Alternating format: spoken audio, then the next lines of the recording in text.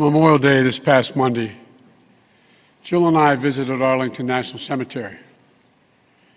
As we entered those hallowed grounds, we saw rows and rows of crosses among the rows of headstones with other emblems of belief, honoring those who paid the ultimate price on battlefields around the world. The day before, we visited Uvalde, Texas. In front of Robb Elementary School, we stood before 21 crosses for 19 third and fourth graders and 2 teachers. On each cross, a name, and nearby, a photo of each victim that Jill and I reached out to touch. Innocent victims murdered in a classroom that had been turned into a killing field. Standing there in that small town, like so many other communities across America, I couldn't help but think there are too many other schools, too many other everyday places that have become killing fields, battlefields, here in America. We stood at such a place just 12 days before, across from a grocery store in Buffalo, New York, memorializing 10 fellow Americans, a spouse, a parent, a grandparent, a sibling, gone forever. At both places, we spent hours with hundreds of family members who were broken, whose lives will never be the same. They had one message for all of us: do something. Just do something. For God's sake, do something. After Columbine, after Sandy Hook, after Charleston, after Orlando, after Las Vegas, after Parkland, nothing has been done. This time that can't be true. This time we must actually do something. The issue we face is one of conscience and common sense. For so many of you at home, I want to be very clear. This is not about taking away anyone's guns. It's not about vilifying gun owners. In fact, we believe we should be treating responsible gun owners as an example of how every gun owner should behave. I respect the culture and the tradition and the concerns of lawful gun owners. At the same time, the Second Amendment, like all other rights, is not absolute. It was Justice Scalia who wrote, and I quote, "Like most rights, the rights granted by the Second Amendment are not unlimited." Not unlimited. It never has been. There have always been limitations on what weapons you can own in America. For example, machine guns have been federally regulated for nearly 90 years, and this is still a free country. This isn't about taking away anyone's rights. It's about protecting children. It's about protecting families. It's about protecting whole communities. It's about protecting our freedom to go to school, to a grocery store, to a church, without being shot and killed. According to new data just released by the Center for Disease Control and Prevention, guns are the #1 killer of children in the United States of America. The #1 killer. More than car accidents, more than cancer. Over the last 2 decades, more school-age children have died from guns than on-duty police officers and active-duty military combined. Think about that. More kids than on-duty cops killed by guns. More kids than soldiers killed by guns. For God's sake, how much more carnage are we willing to accept?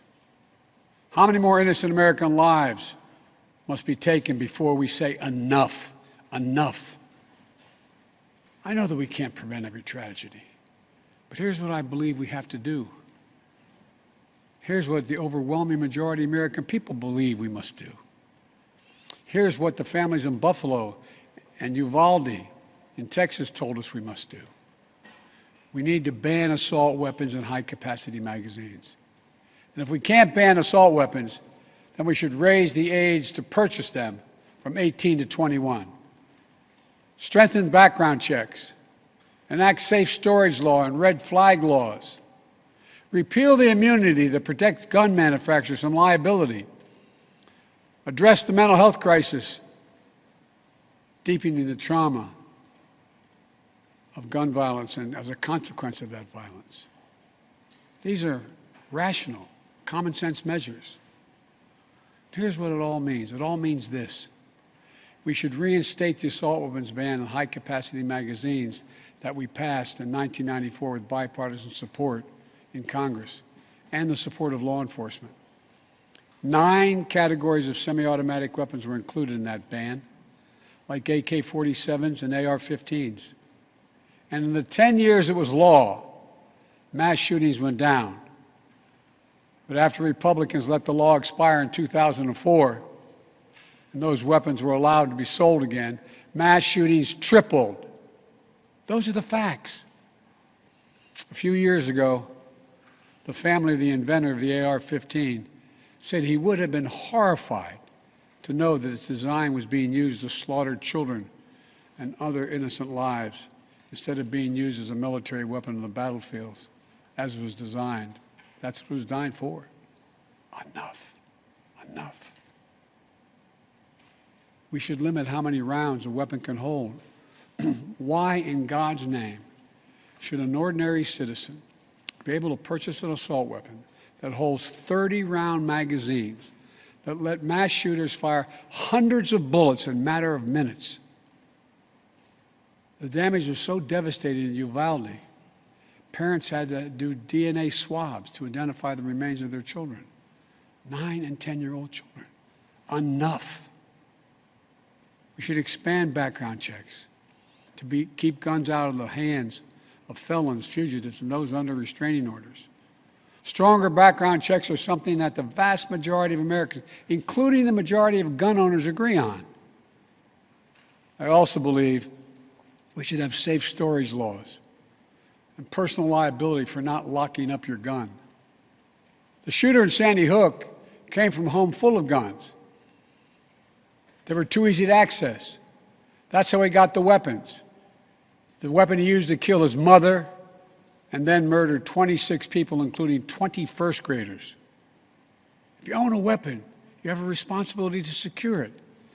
Every responsible gun owner agrees to make sure no one else can have access to it, to lock it up, to have trigger locks.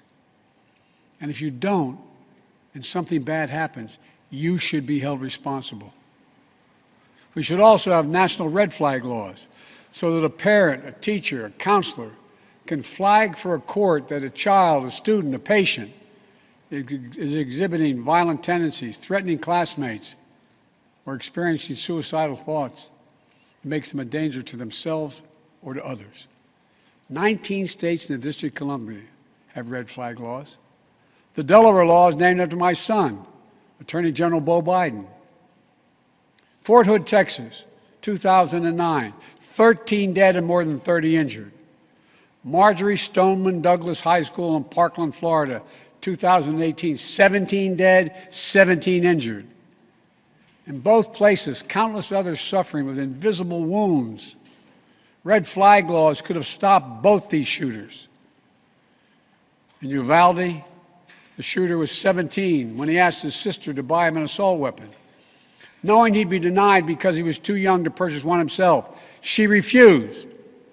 But as soon as he turned 18, he purchased 2 assault weapons for himself. Because in Texas, you can be 18 years old and buy an assault weapon even though you can't buy a pistol in Texas until you're 21. If we can't ban assault weapons, as we should, we must at least raise the age to be able to purchase one to 21. Look, I know some folks will say 18-year-olds can serve in the military and fire those weapons. But that's with training and supervision by the best trained experts in the world. Don't tell me raising the age won't make a difference. Enough. We should repeal the liability shield that often protects gun manufacturers from being sued for the death and destruction caused by their weapons. They're the only industry in this country that has that kind of immunity. Imagine if the tobacco industry had been immune from being sued, where we'd be today. The gun industry's special protections are outrageous. It must end. And let there be no mistake about the psychological trauma that gun violence leaves behind. Imagine being that little girl, that brave little girl in Uvalde, who smeared blood off her murdered friend's body onto her own face to lie still among the corpses in her classroom and pretend she was dead in order to stay alive. Imagine what it would be like for her to walk down the hallway of any school again. Imagine what it's like for children who experience this kind of trauma every day in school, in the streets, in communities all across America. Imagine what it's like for so many parents to hug their children goodbye in the morning, not sure whether they'll come back home. Unfortunately, too many people don't have to imagine that at all. Even before the pandemic, young people were already hurting. There's a serious youth mental health crisis in this country. We have to do something about it. That's why mental health is the heart of my unity agenda that I laid out in the State of the Union address this year. We must provide more school counselors, more school nurses, more mental health services for students and for teachers, more people volunteering as mentors to help young people succeed, more privacy protection and resources to keep kids safe from the harms of social media. This unity agenda won't fully heal the wounded souls, but it will help. It matters. I just told you what I'd do. The question now is, what will the Congress do? The House of Representatives has already passed key measures we need. Expanding background checks to cover nearly all gun sales, including at gun shows and online sales. Getting rid of the loophole that allows a gun sale to go through after 3 business days, even if the background check has not been completed. And the House is planning even more action next week. Safe storage requirements, the banning of high-capacity magazines, raising the age to buy an assault weapon to 21, federal red flag law, codifying my ban on ghost guns that don't have serial numbers and can't be traced, and tougher laws to prevent gun trafficking and straw purchases. This time, we have to take the time to do something. And this time, it's time for the Senate to do something. But as we know, in order to get anything done in the Senate, we need a minimum of 10 Republican senators. I support the bipartisan efforts that include a small group of Democrats and Republican senators trying to find a way. But my God, the fact that the majority of the Senate Republicans don't want any of these proposals even to be debated or come up for a vote, I find unconscionable. We can't fail the American people again. Since Uvalde, just over a week ago, there have been 20 other mass shootings in America, each with 4 or more people killed or injured, including yesterday at a hospital in Tulsa, Oklahoma. A shooter deliberately targeted a surgeon using an assault weapon he bought just a few hours before his rampage that left a surgeon, another doctor, a receptionist, and a patient dead and many more injured. That doesn't count the carnage we see every single day. It doesn't make the headlines. I've been in this fight for a long time. I know how hard it is, but I'll never give up. And if Congress fails, I believe this time a majority of the American people won't give up either. I believe the majority of you will act to turn your outrage into making this issue central to your vote. Enough, enough, enough. Over the next 17 days, the families in Uvalde will continue burying their dead.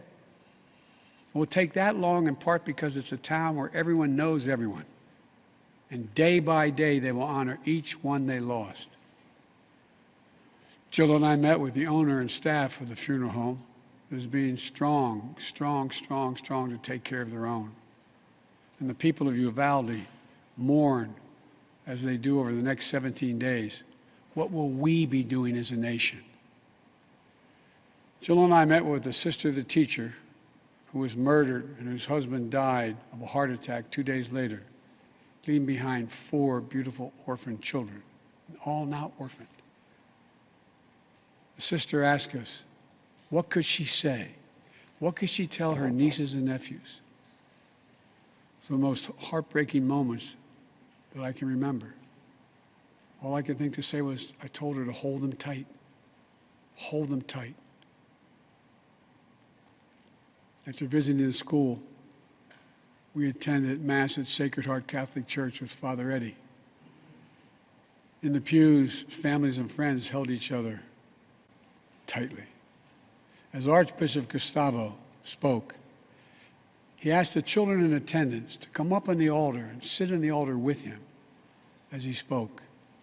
There wasn't enough room, so Mom and her young son sat next to Jill and me in the first pew.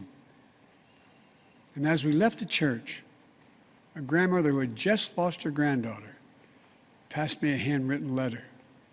It read, quote, "Erase the invisible line that is dividing our nation. Come up with a solution and fix what's broken and make the changes that are necessary to prevent this from happening again." End of quote. My fellow Americans, enough. Enough. It's time for each of us to do our part. It's time to act for the children we've lost, for the children we can save, for the nation we love. Let's hear the call and the cry. Let's meet the moment. Let us finally do something.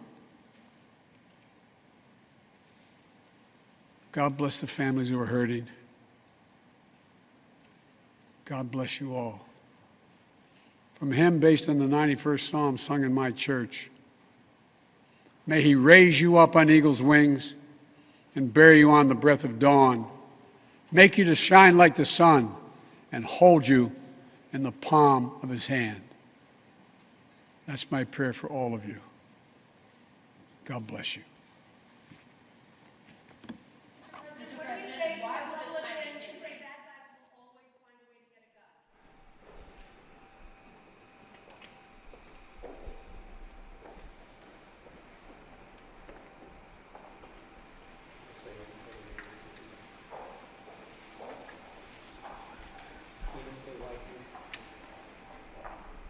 Stay up and stay away.